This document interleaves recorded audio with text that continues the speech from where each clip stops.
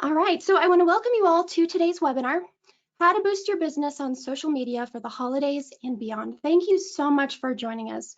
We've got four wonderful experts who are spending some time with us today to answer some common questions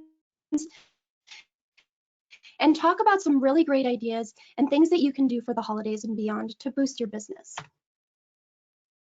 The holidays are right around the corner. About 2 weeks from today is Thanksgiving, and many consumers have actually been shopping for a few weeks already. Reaching your customers, your clients, or donors online is going to be key to meeting your holiday marketing goals, and social media is such a popular tool.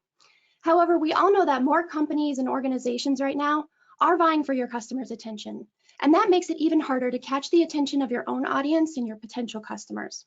Now, if you're still not sure what you can do on social media to boost engagement and business, we've got plenty of ideas that we've planned out for today that will help you to stand out from the crowd. And let's not forget, your time is really limited. You don't want to waste time not getting results with everything you're posting and sharing on social media. And that's why we've got these four experts who are going to join us. I'll introduce them in just a minute to go through all of this and help you to create a lasting impression. Before we do that, let's take a look at our agenda and see more specifically the areas we're going to cover today. We're going to start by talking about some strategies and ideas that will help you to gain engagement and beat the algorithm. Then we're going to talk about how you can use social media ads to reach more people and sell more this season. And lastly, we're going to talk about how you can combine your social media strategy and other marketing tools and channels to increase your success right now and in the future. So here are all of our great experts for today. My name is Stephanie French, and I'm going to be the host for today's conversation. These experts are all business partners with Constant Contact, and they have so many great ideas, and they live and breathe social media and other marketing tools with all of their clients. So I want to welcome Tracy Lee Davis. She's a marketing consultant with Zing Pop Social Media. We've got Karen Leonard, Chief Marketing Strategist at Innovative Global Vision. Melanie Diehl, Marketing Strategist at Melanie & Co. Marketing Collective. And Aaron Wesley Means, he's CEO of Activate Business Solutions. So thank you all so much for joining us today. I know you've got so much value and knowledge planned to share. Let's dive right in. Let's talk about the strategies we'll use to gain engagement and beat the algorithm. Because when it comes to social media, algorithms can really limit, unfortunately, what users see in their timeline and newsfeed. Their content is going to be dictated by what the algorithm thinks that they want to see.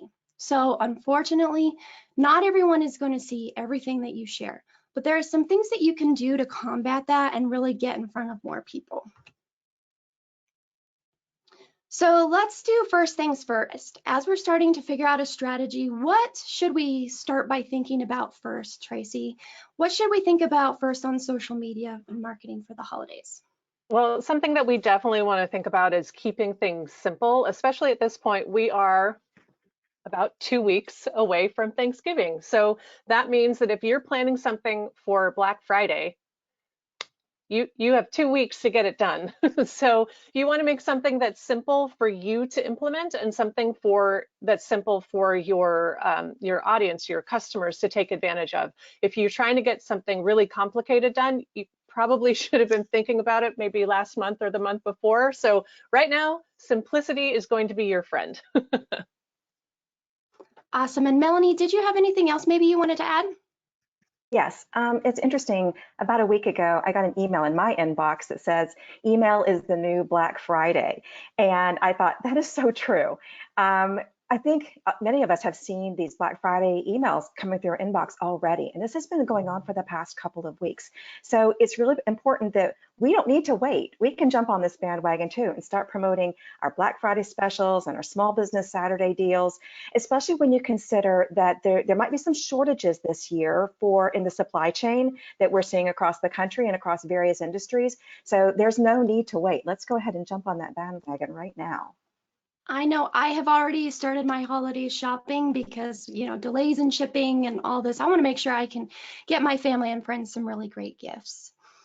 Now, what are some of the types of posts that our audience should be creating about and thinking about including in their strategy this season? Tracy, let's start with you. Okay, this is one of my favorite things to talk about because as small business owners, we're so focused on bringing in the sale and getting money for us. And, that's fine. There's nothing wrong with us trying to make some money.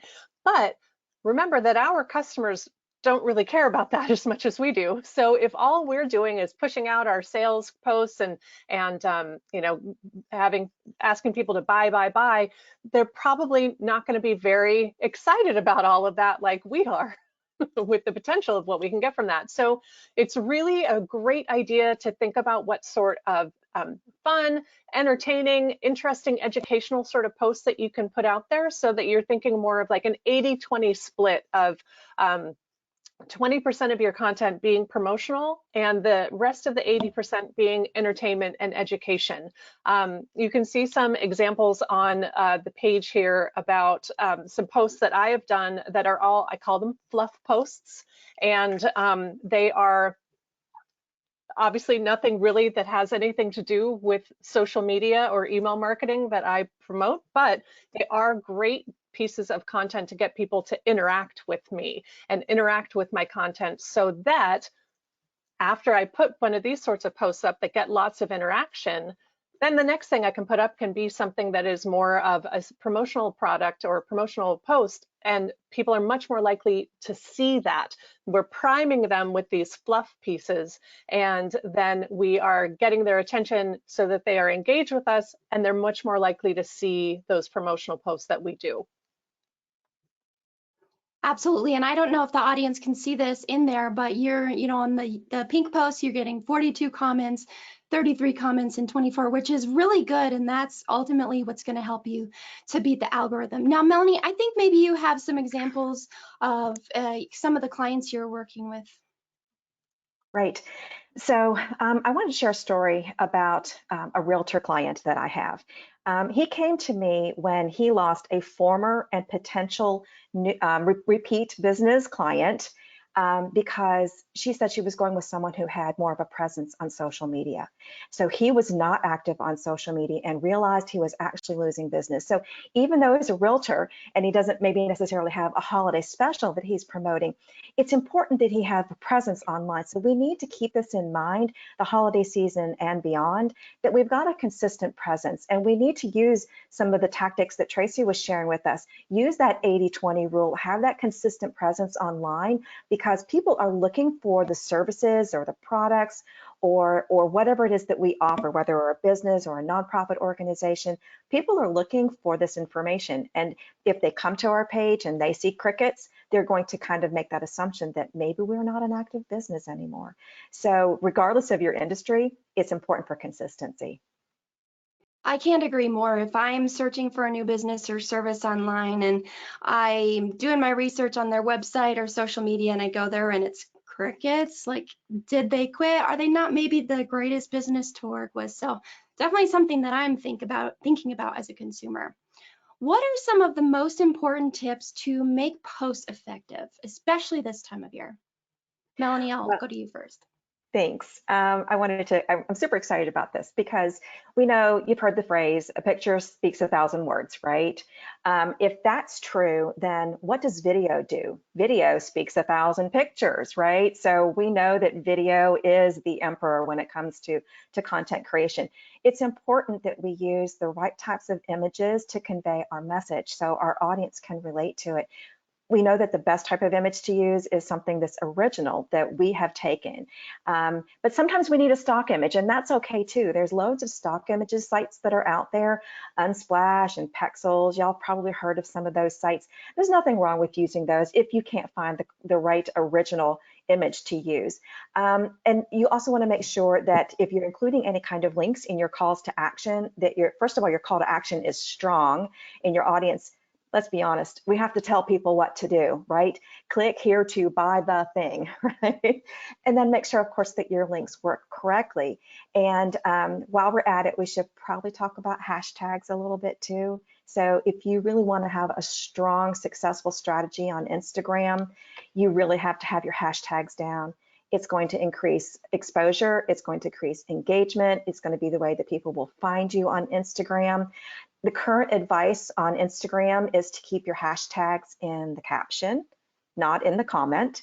And the trends change all the time about how many hashtags you should use. So my advice is to test and measure and see which works best for your particular business or service. Awesome, great tips there. Now, contests are really another great way to increase engagement, especially during the holidays. So Erin, I know you have some examples of this that would be great for our audience. What kind of contests might they run this time of year? Erin, I think you're muted.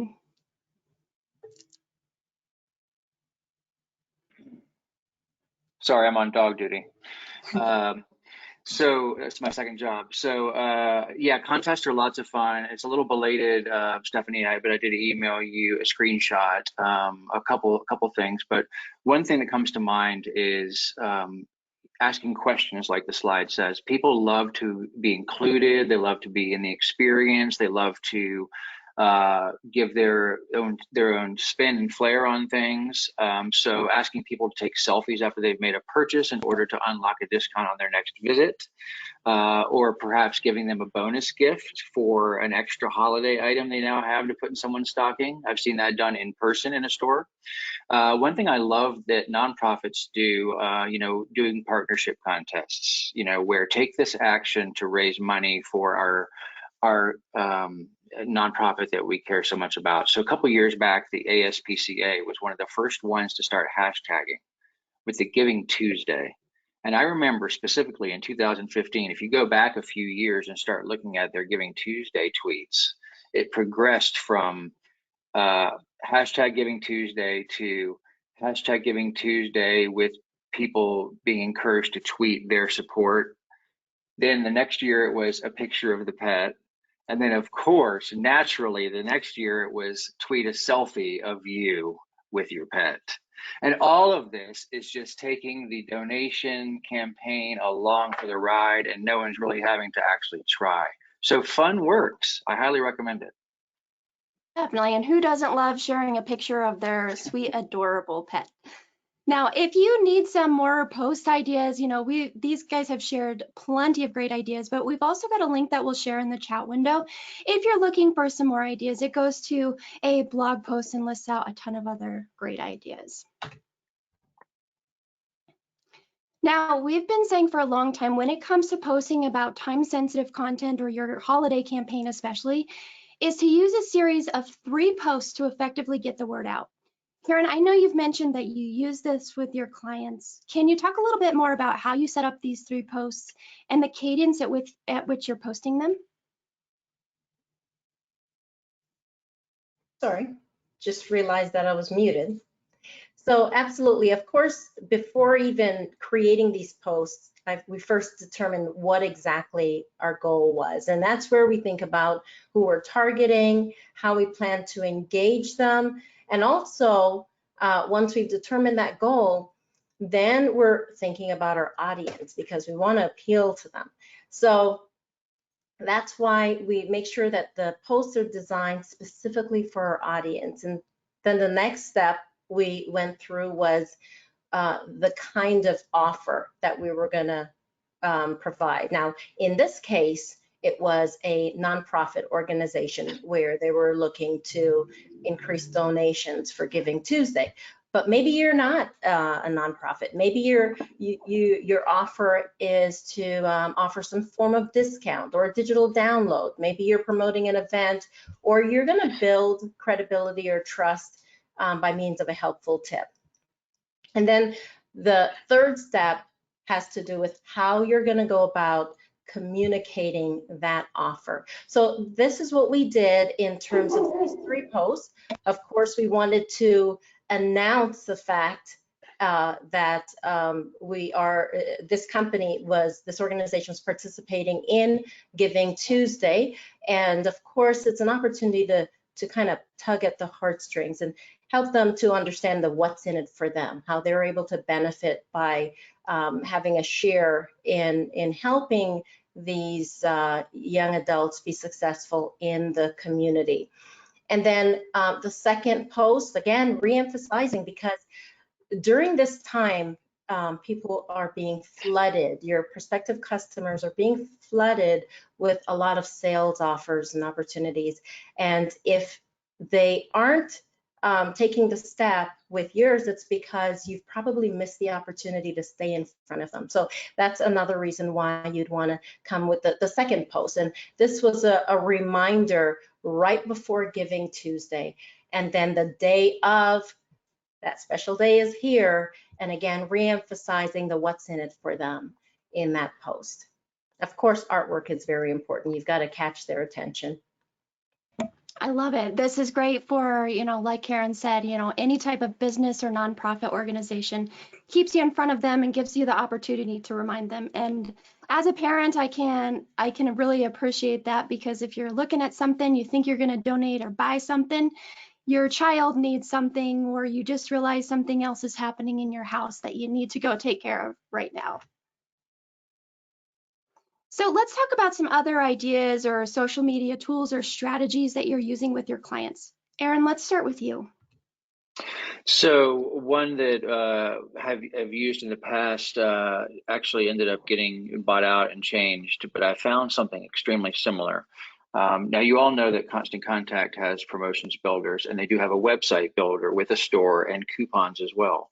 But if you want to get really sophisticated with it, there's tons of options out there. Coupon Tools is an excellent company that lets you build endless fun, unlockable coupons that are triggered by engagement, by the actual comment, share, forward to a friend.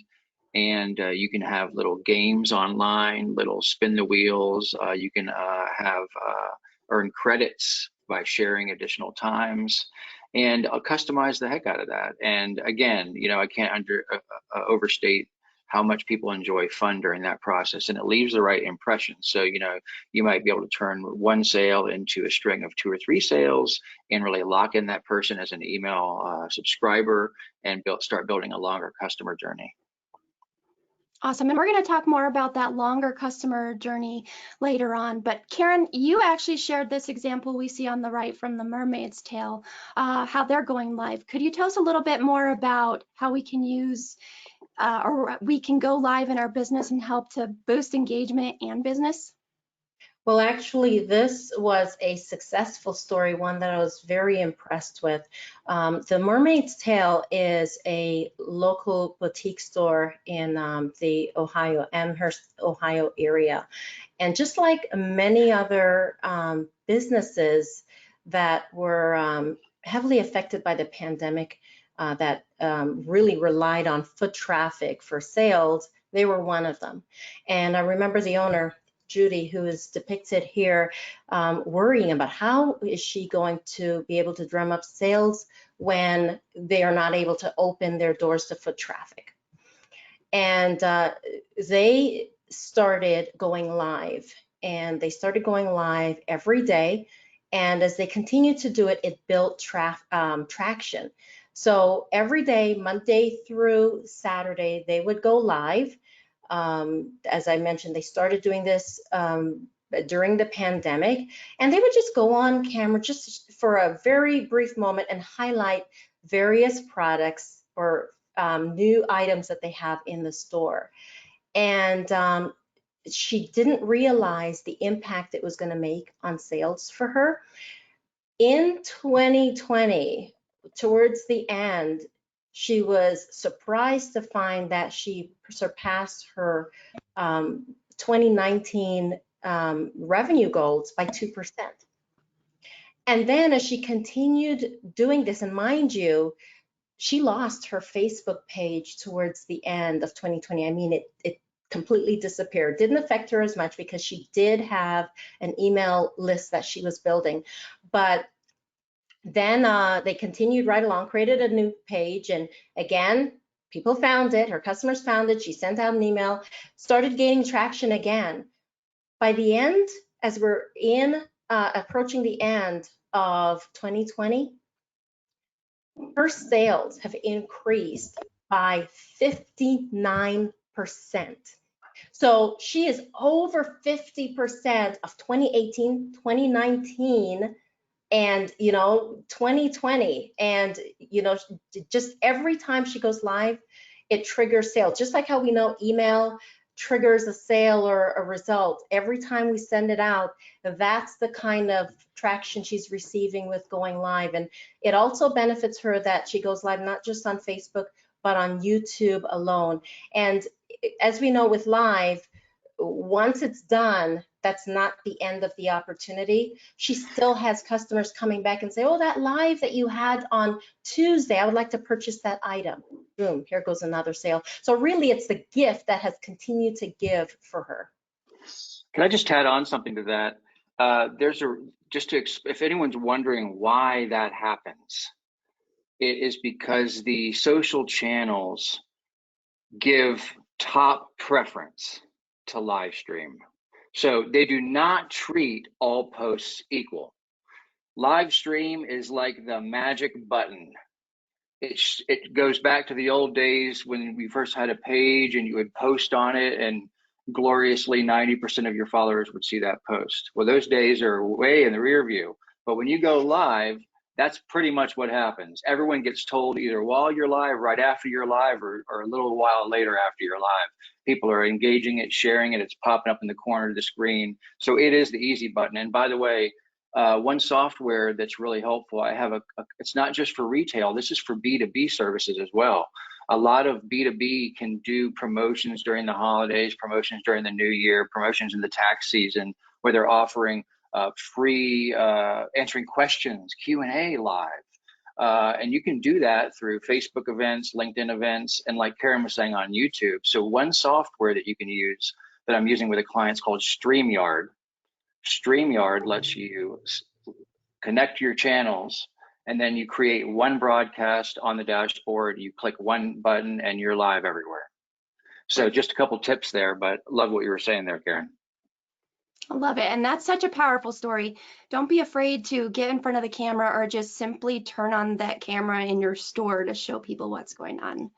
And Stephanie, I'm sorry, if I can add one more thing in regards to StreamYard, because we love StreamYard, we use it as well. But for those who are nervous about going live, you have the ability to record ahead of time and go live with that recording. At least that would kind of get you a little bit more comfortable until you can do everything live. But that's also an option for you. Great tip. Let's expand a little bit on what Erin was saying about the Facebook and LinkedIn events as well. Tracy, I know you use this all of the time, it sounds like, for even your own business. You want to expand on that? Yeah. Facebook events and LinkedIn events are so helpful for amplifying your efforts. So that on the slide there, that's a screenshot of that's my event page on Facebook. And so whenever I am doing an event, or if I am part of an event with an organization like Constant Contact, then I make sure that I add those events onto my Facebook page. And then, so there are a bunch of little but important steps that go along with this. When you create an event or you are attending an event, make sure that you check that you're going, both on Facebook and LinkedIn. Make sure that you indicate that you're going, because on Facebook, when you say that you're going to an event, it goes through your news feed. So that gets in front of your whole network and people can see that you are attending this event. So that's a great way to help promote. Then, if it's your event or you are co-hosting, or there are capabilities to post within the event, let's talk on Facebook right now, then great. You can, well, back up before we start posting in it. After you've RSVP'd, you can then invite your network to attend that event. Now, you can only invite your personal friends, but this is a really good place to start. So go through, invite everybody who you think might be interested in what you have to offer from your friends list, and everybody who can see this event, because it's a public thing, they can all invite people too. You don't have to have RSVP'd, you don't have to be a host or a co-host. Anybody can access and invite people to public events. So definitely take that step. If your organization is hosting an event, make sure that everybody in your organization RSVPs and then invites their network, because that creates incredible visibility because then along with that, being able to see all of the information and get your ticket or what have you within the event, then Facebook will send you reminders and let you know, hey, you've got this event coming up next week, or you've got an event tomorrow, you've got an event in an hour. So you get a number of automatic reminders from Facebook within the platform. Oftentimes I will see notifications come up saying, hey, this business near you added this event we think you might be interested in. So that's another way that Facebook will get you in front of new people that may not know you at all, but because of what you've put in your event or your physical proximity, they may say, oh, great, this person might be interested. So another way to get in front of people. Then the big thing that I was just talking about with posting within the event, everybody who has said yes or maybe, or they haven't RSVP'd, will get a notification every time you post in that event. So you can really work on building up excitement and buzz about what's going on prior to the event and get people really excited and RSVPing. So definitely don't ignore utilizing tools within social media like Facebook and LinkedIn if you are hosting events, because it can really get you a ton of extra exposure for your event, and then of course your organization and offer that you have going on. Such a great tool that can also help. Now, groups, I've seen this on a personal level, that groups can be a great way to grow your business and gain more followers. Melanie, I know you have some experience here. Can you talk about how businesses could be using groups to grow their business? Sure, Stephanie. So I moderate several Facebook groups, local community groups. I moderate groups for my own business. There's a couple of different ways that we want to approach Facebook groups. So I was talking with some colleagues yesterday, and they said, back in the day, Facebook said, build a page and everybody will see your stuff. And then it was build or create some Facebook ads and everybody will see your stuff. Now it was create a Facebook group and everybody will see your stuff, right? So we know that Facebook really has a lot of, they really put a lot of emphasis on groups, and a lot of people log into Facebook just to be part of their groups, right? That's what I get served in my feed most of the time, is my groups, because that's where I spend most time. So I have a feeling that I'm not the only one that has that experience. So there's a couple of ways that we can leverage groups. We can join these groups as an individual. So for example, Handyman joins a local community information group, and he gets in there and he starts having conversations with the other people that are part of that group, the members, whether they're small business owners or whether they're residents in that community. And he starts having conversations and engaging. So that's one way. Once he does this and he starts getting visible and active in the group, then he starts raising awareness with the other members. They'll come over to his Facebook page and they'll check out what his business has to offer as far as services and products.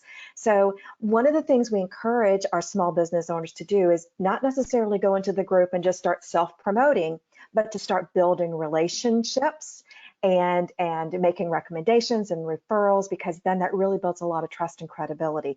If all you do is go in and drop your link every single time, it starts to feel kind of spammy, because honestly, a lot of the people that are in these local groups, you're in multiple groups, so are they. So they keep saying that same spammy type of post repeatedly. It's not building that relationship that we're looking for. The flip side of having, or maybe I should say the other side of Facebook groups, is a group that you run yourself. And I will tell you that if this is something that you decide to do for your business or your organization, it can take a lot of energy and time and effort in order for it to be very successful. So what we encourage business owners to do is, if this is something that you have the bandwidth, first and foremost, is this one more thing that you have to focus on. And in the beginning, you as the admin or the moderator of the group, you're going to be spending a lot of time probably creating most of the content. And the algorithm that affects everything else on Facebook, your personal profile, your page, affects your group as well. So if you create this group and then you just leave it alone, your group members aren't really going to see that information very much. So you want to make sure that you've got the bandwidth to manage moderating a group of your own, in addition to being active on the public groups that are available on Facebook. But they can be Awesome. very, very powerful tools. So many great tips there. Thank you, Melanie.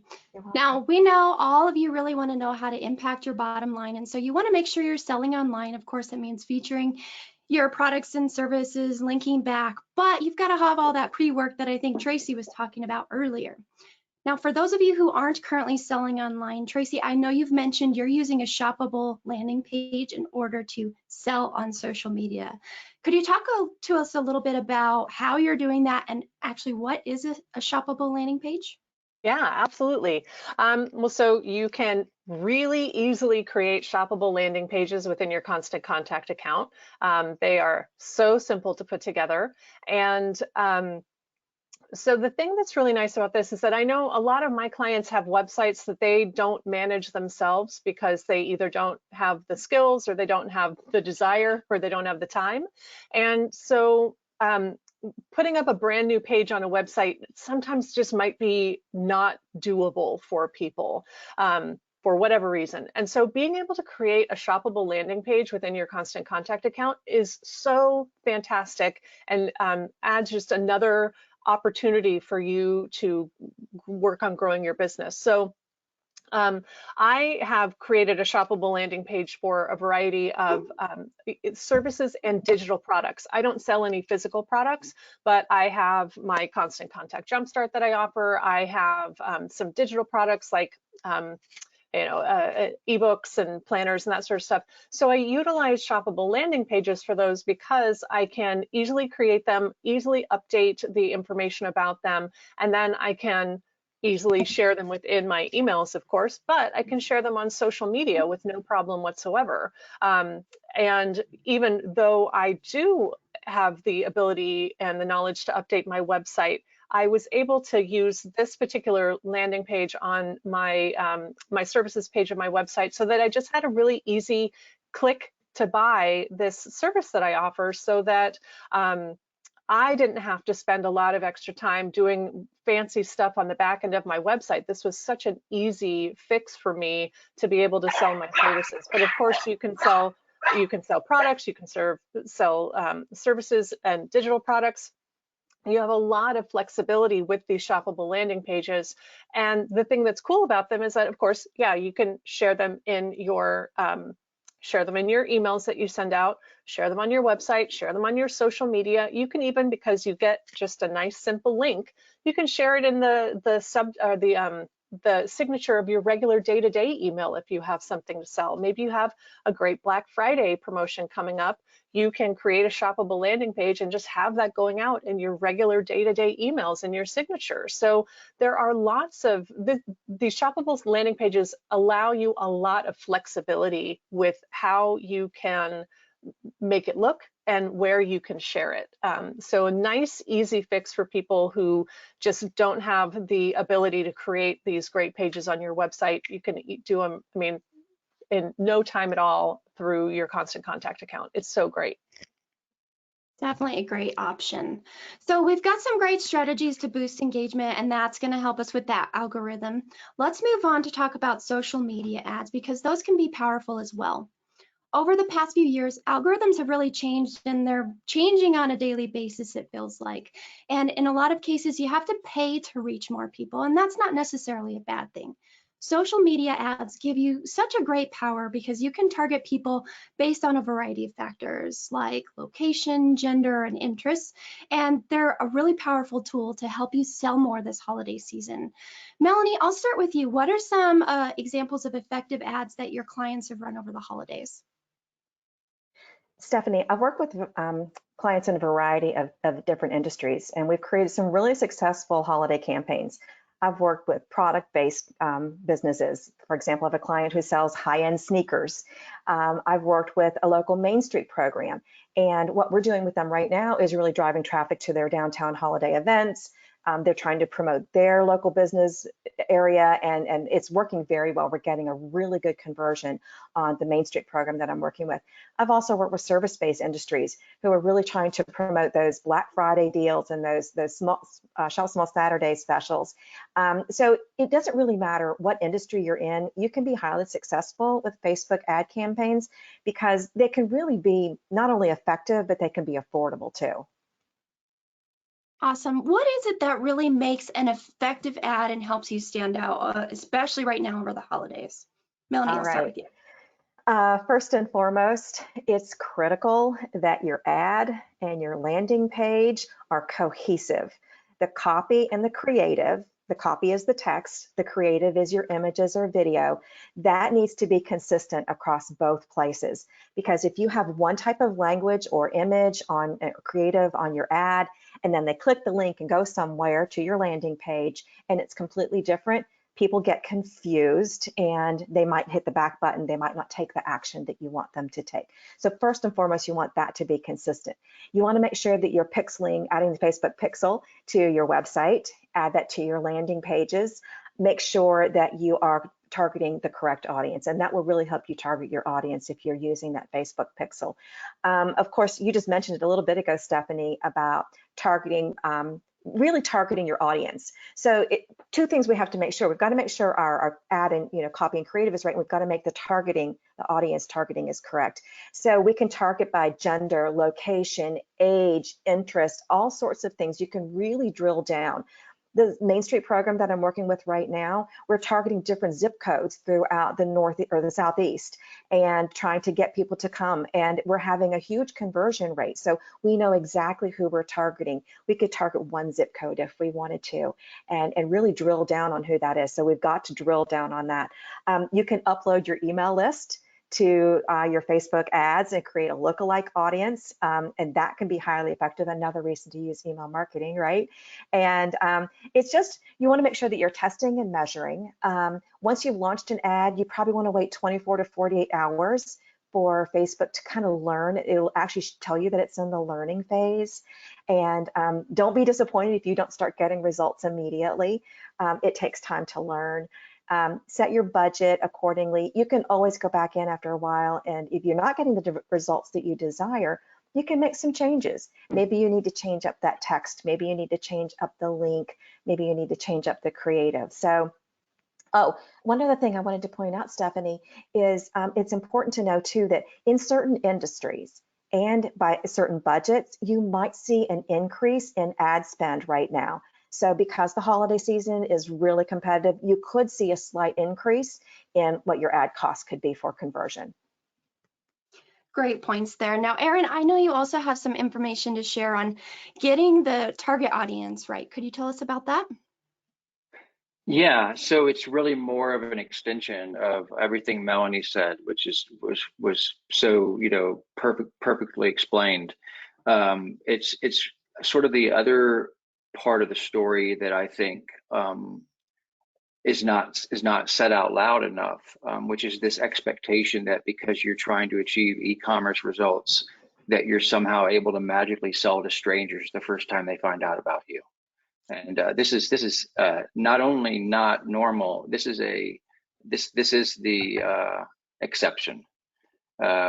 Someone finding out about your brand through an ad, and they're a stranger at that point, looking at what you do, how the vibe you're putting off, checking out what you're offering, and even if they like it, statistically, people don't typically go all the way through in that first session, add to cart and checkout. That is abnormal.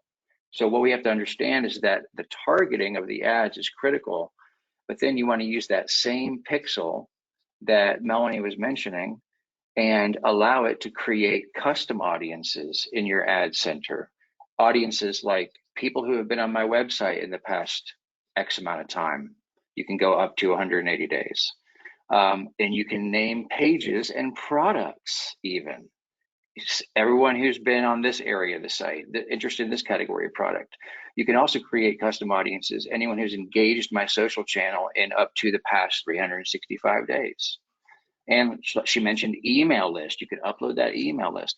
So this is the what causes the conversions to increase, is that when you then appear back in front of these people who have already engaged and shown interest, you're dealing with a warm audience, not a cold audience. Now the conversions start to occur in the sales. And so a lot of small businesses out there and nonprofits are putting money out and they're just marketing to strangers sort of endlessly.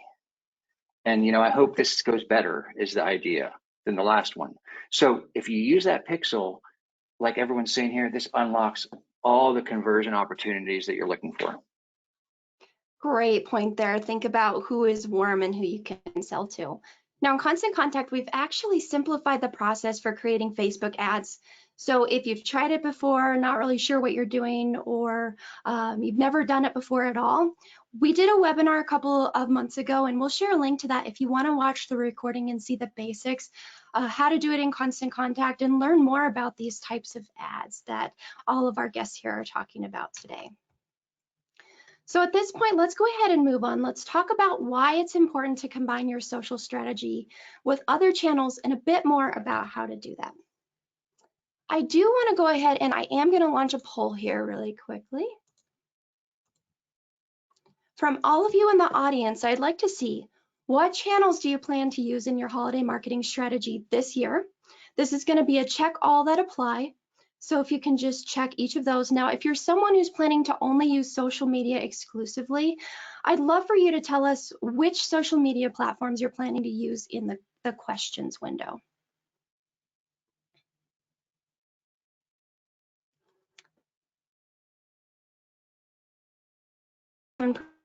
No surprise to me, social media. 64% are saying their website. 88% are saying email marketing, so that's awesome. And 17% are thinking about listings and review sites like Google My Business or Yelp. Anything that surprised you so far out there for any of you guests?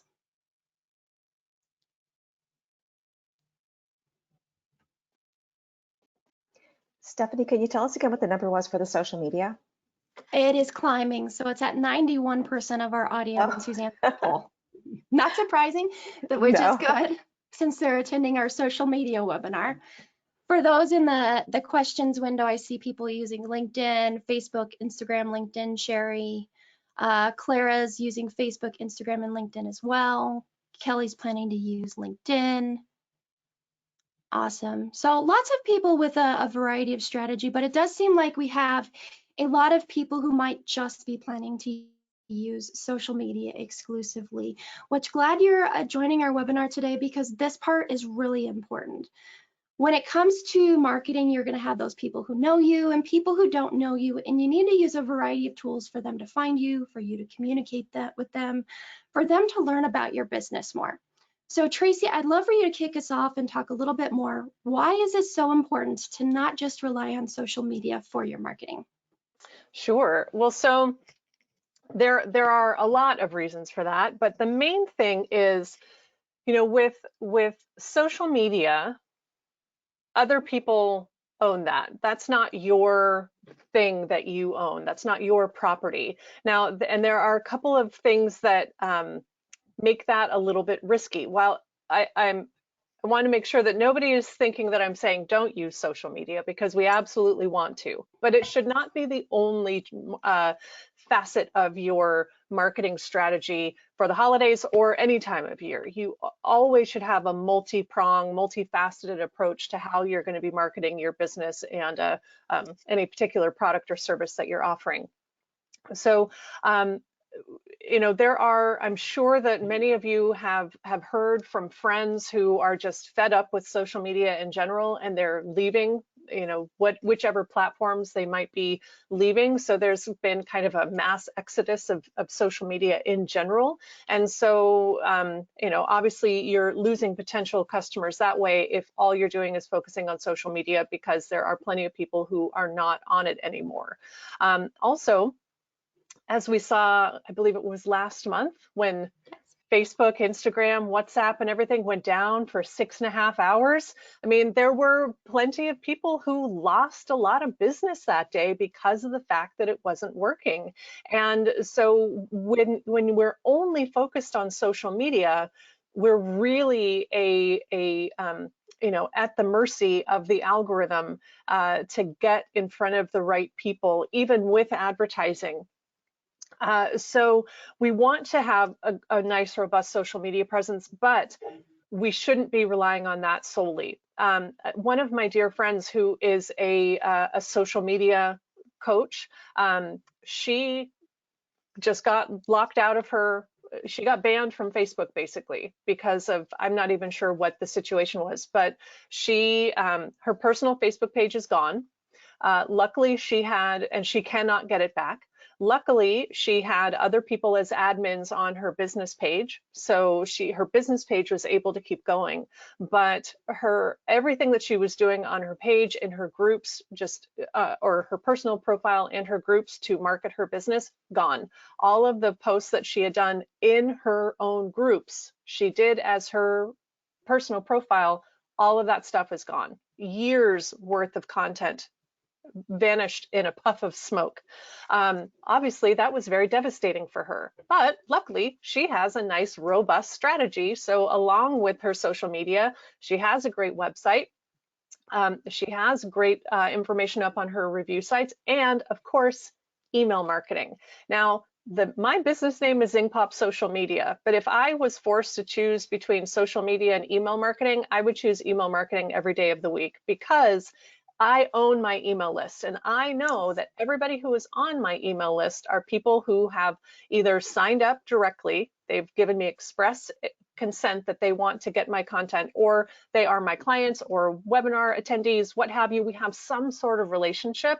So all of these people know me to some degree or another. They are already a nice, warm, toasty audience. So I can get in front of my email audience anytime I want.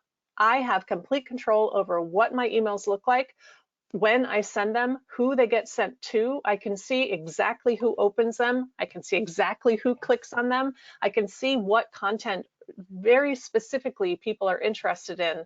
And so again, we don't want to ignore social media, but that should not be the only place that you're focusing your energy. Your website should be your home base for everything that you're doing online, and everything should be driving traffic back to that website where people can really dig in and get all the good, meaty information about what it is that you have to offer. I think I covered Awesome. everything there. You definitely did, and it's so important. So thank you. Sure. Email is such a valuable tool, like Tracy said, to use along with this. You can really leverage it for the long term. So Karen, what are some important things that we can think about, or especially thinking about an email list? How can we build an email list from social media? Well, I know email, when someone's going to embark on an email marketing strategy, one of the #1 challenges I come across is, well, I don't have a list. Who am I going to email to? Or my list is so small.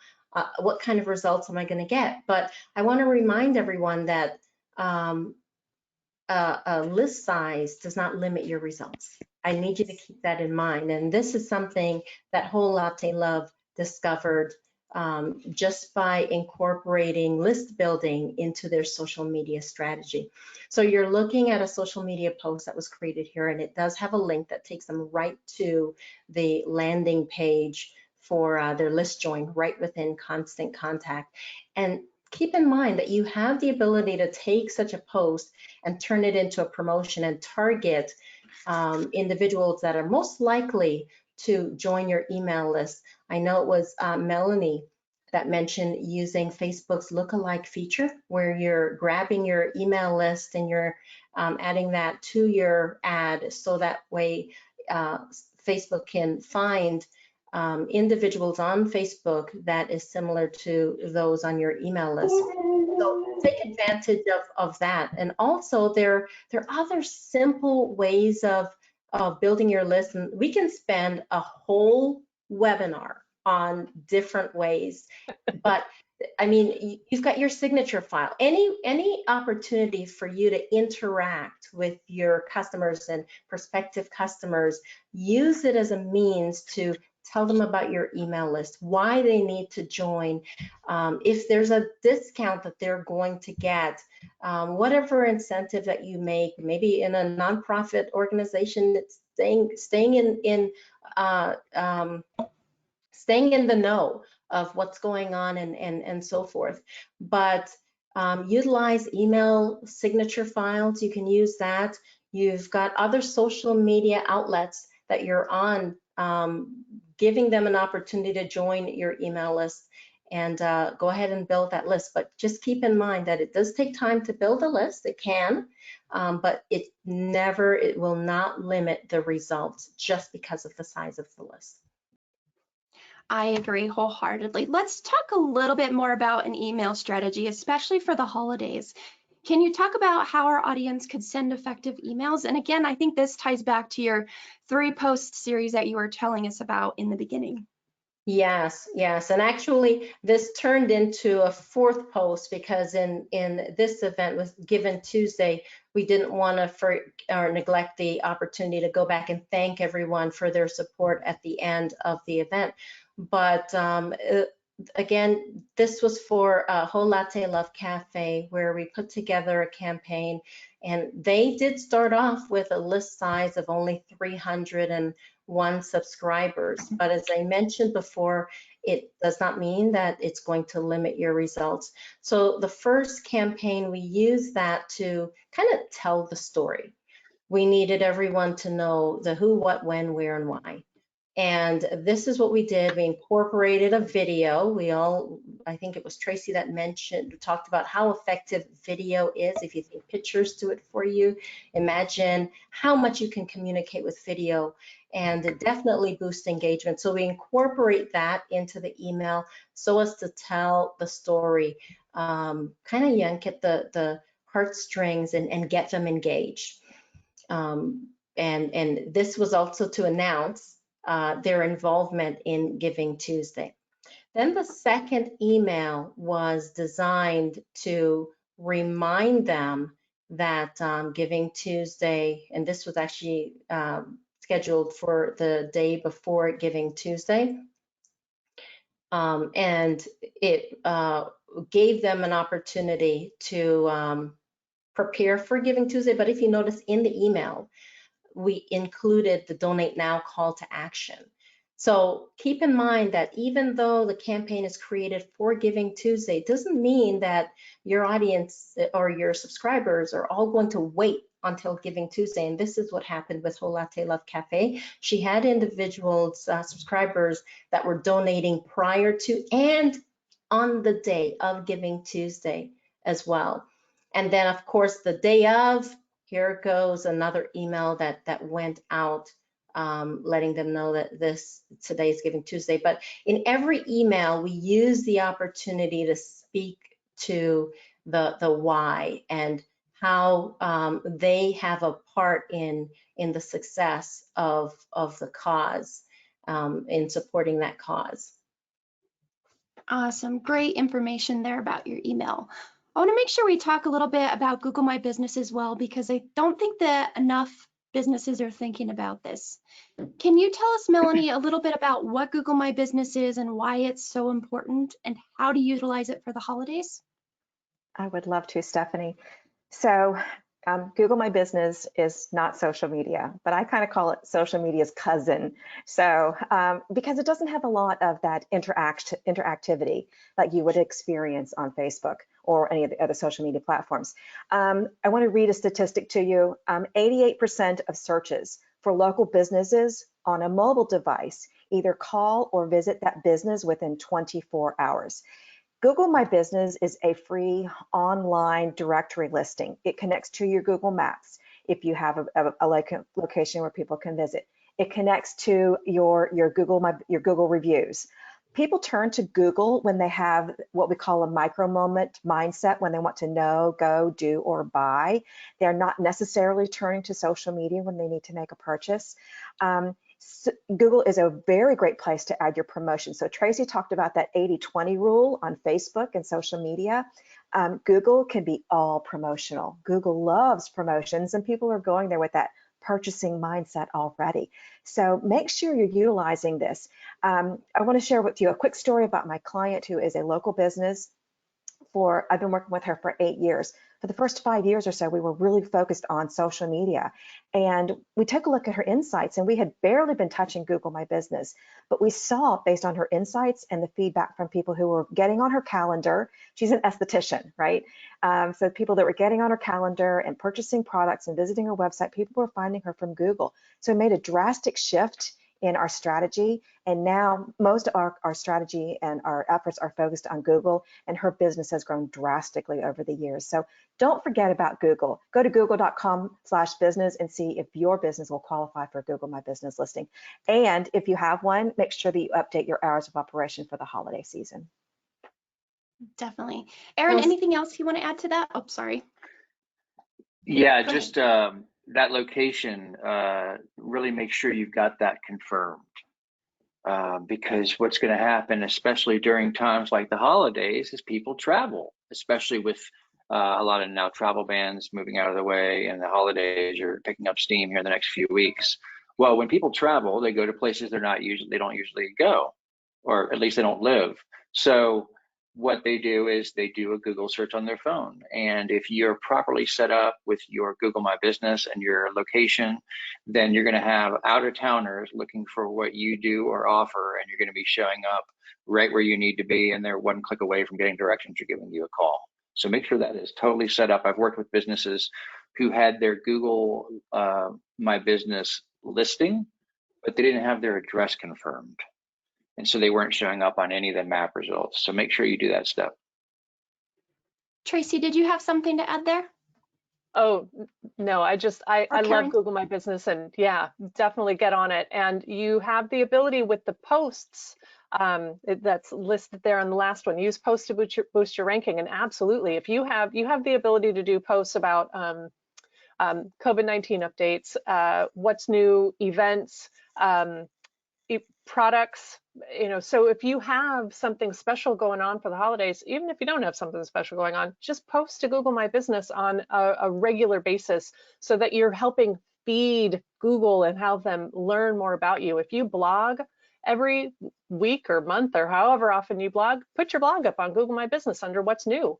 You might not have any special promotions going on for the holidays, but you probably have something that you can put on there to do posts and just put more information out there. I think Karen had something to say too. Yeah, it was somewhat along the line of what you were saying, Tracy. Google My Business is similar to another social media platform. And just like you're posting on Facebook, Twitter, LinkedIn, and so forth, Google will reward you for posting regularly on Google My Business. Now, one of the challenges that I've experienced before was the fact that the social media management tool I was using did not allow me to schedule for Google My Business. And that was until I discovered Social Pilot. Social Pilot allows you to schedule for Google My Business, and that way you can have a regular stream of content going on to Google My Business and start increasing your visibility, or allowing Google to increase your visibility locally. So you'll definitely see the results if you're posting regularly, and definitely incorporate the events feature.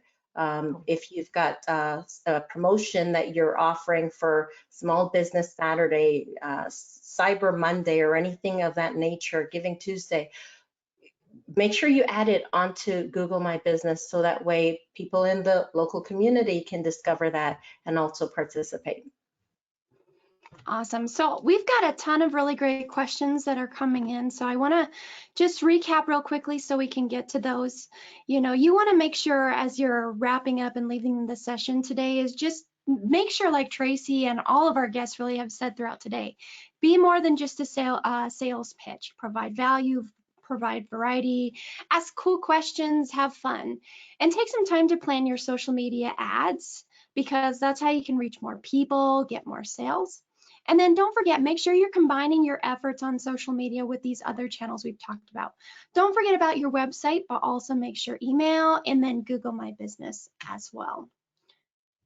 If you don't already have an account, Constant Contact has tons of really great tools to help you with, and our experts are actually experts in Constant Contact as well. Email, social, paid ads. So Rachel, who's helping behind the scenes, will share a link for anyone who's interested in that. And if you want to learn more, I've seen a couple of you already post and ask about how to contact our wonderful guests today.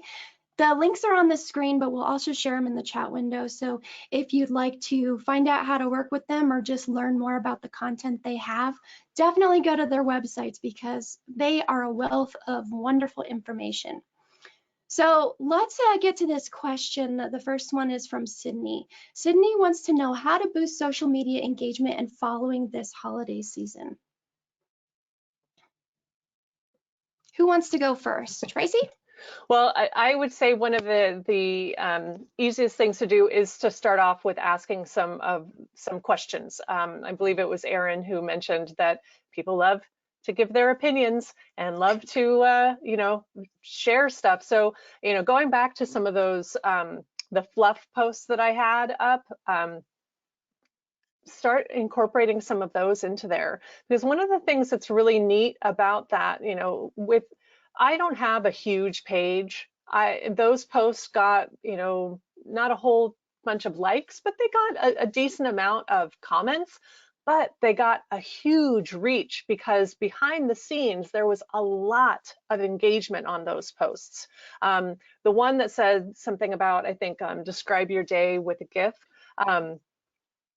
There were a lot of people going through and looking at everybody else's answers. So it wasn't just they were going in and putting their answers, but they were going in and seeing what other people were answering too. So anytime that you can get people to contribute to those posts, it really helps elevate your reach, which elevates your exposure. So get people really your whole goal for social media, regardless of what your business goal is, your goal on social media should be getting people to engage with you so that you can then get them to be seeing your content. So putting up that sort of fun stuff, getting people to comment and put up pictures or GIFs or whatever in response, that's a really good place to start. Awesome. Now, Ernest asks, how can we keep people from ghosting after they've expressed interest in us, providing a service to them, and we've replied? I think the important thing is to focus on sending out valuable content. And so, what people are expecting subconsciously is to be sold. And when you don't do that, even if you've been down the alley with them and they're starting to go the direction, they're interested, they're curious, they're asking the right questions, and then they get quiet, and they don't engage, and they don't follow through. One of the worst things you can do is push.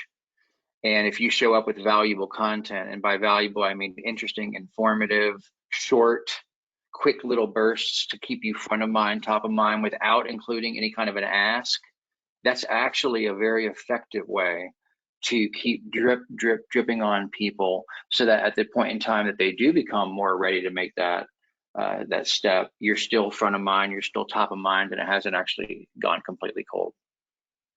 And Erin, I'd like to follow up because I've seen a few people who have been asking about your streaming service. Can you tell us what the streaming service was? I believe it was StreamYard.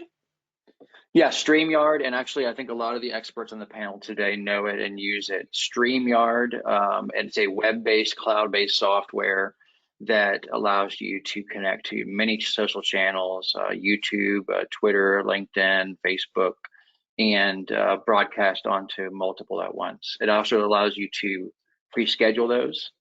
So you can choose, for instance, I have a client who's a corporate trainer, and he now has a weekly routine where on Tuesday, we schedule the live stream through StreamYard. And with that, we put up the whole written teaser and ask you for a thumbnail. So we have a still shot even that we just upload real quick and it's done. And then we schedule when the live stream is going to happen.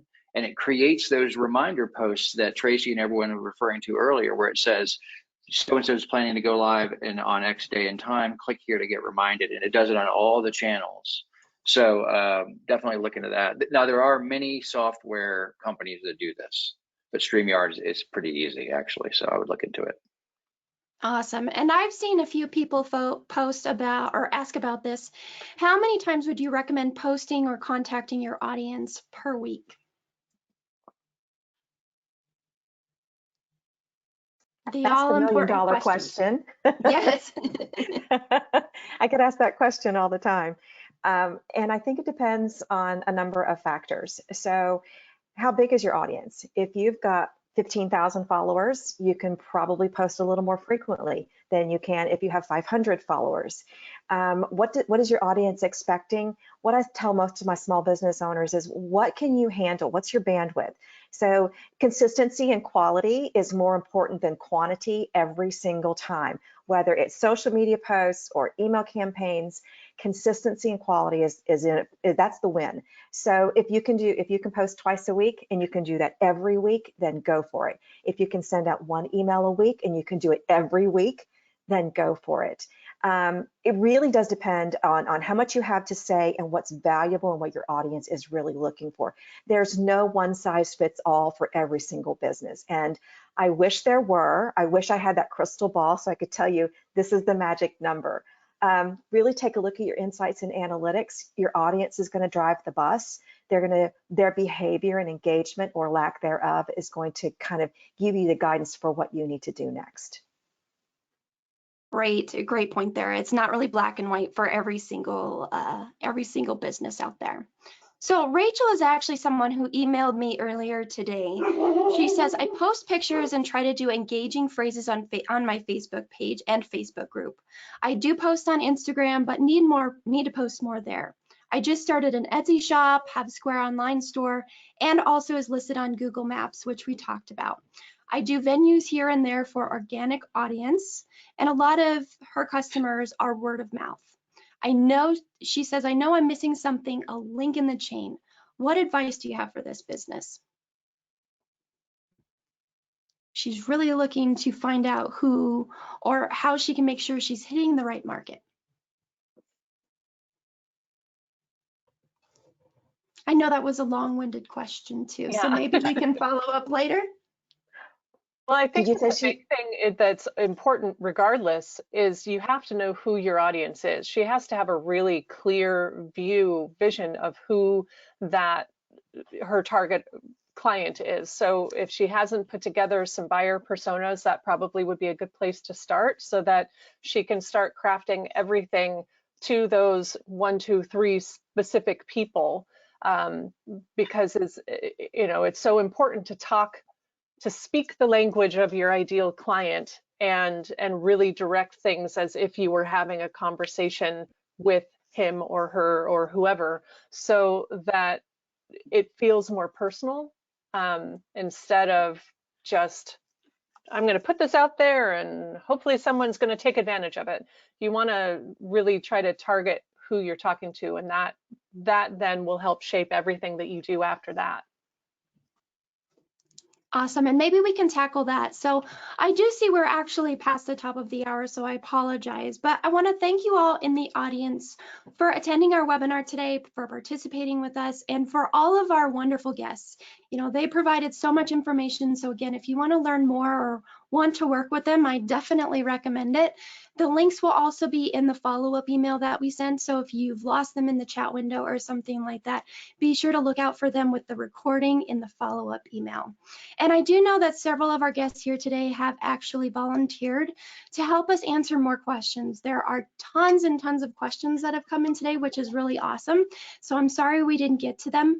But what we're going to do is we're going to spend some time over the next few business days to answer those questions. And in the follow-up email, there will be a link to where we'll be posting those answers on the community. So wait a couple days and check that link in your email, and then we should have them up there with the answers. So thanks again so much for attending our webinar today for all of you, and I hope you have a successful holiday season. Bye now. Everyone. Bye. Bye, everyone.